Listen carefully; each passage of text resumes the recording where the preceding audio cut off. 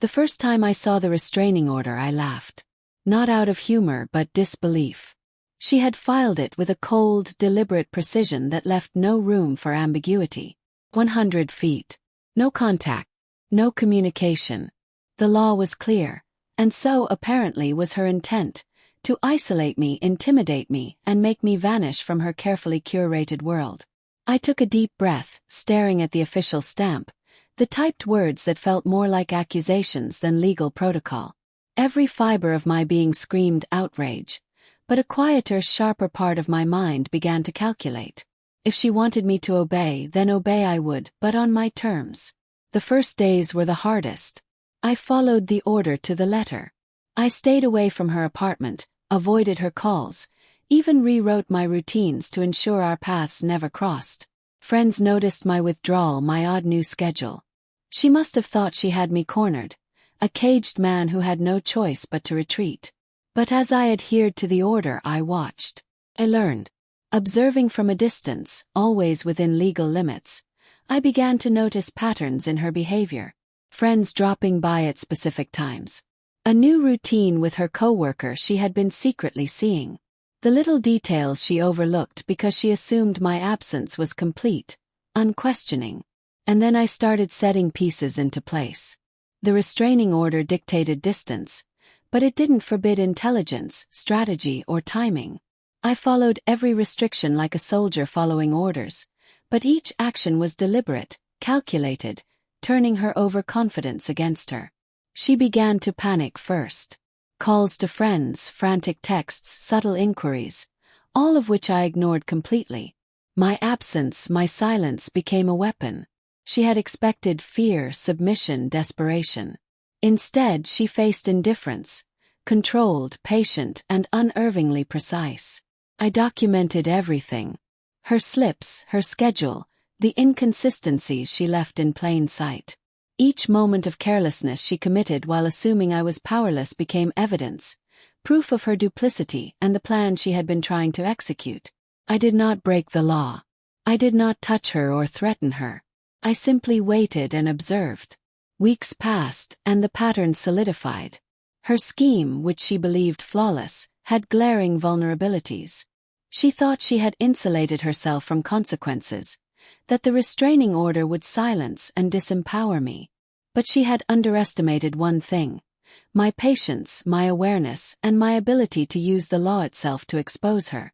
The climax came subtly. A mutual friend, unwittingly caught in her web of deception, revealed details I had been documenting. Meetings, secret calls, financial irregularities, all corroborated by the meticulous records I had maintained from a legal distance. I had followed the restraining order perfectly, but my actions had revealed the truth in a way she could not prevent. When I finally confronted her, it was not in anger but with cold clarity. We sat in a mediated room, the legal documents between us, the evidence laid bare. She had counted on my reaction to be emotional, reactive, desperate.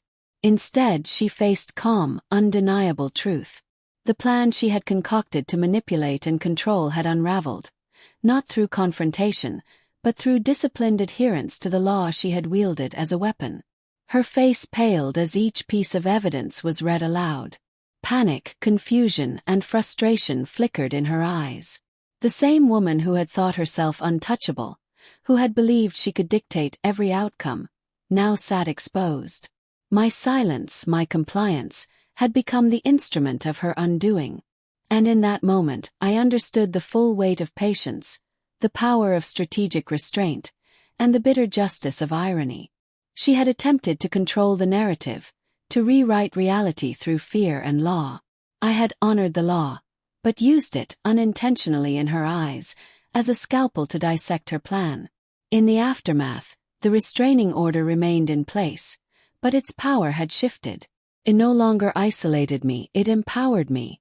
I had adhered, observed, calculated, and ultimately prevailed without breaking a single rule.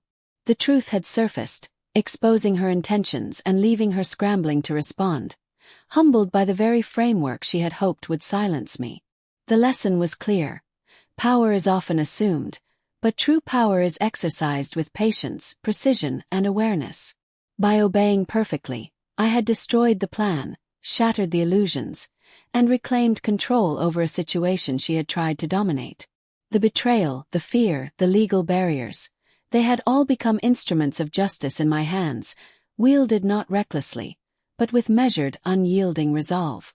In the end, she learned that control is fragile, manipulation is exposed under scrutiny, and that obeying the law does not mean surrendering intelligence or strategy.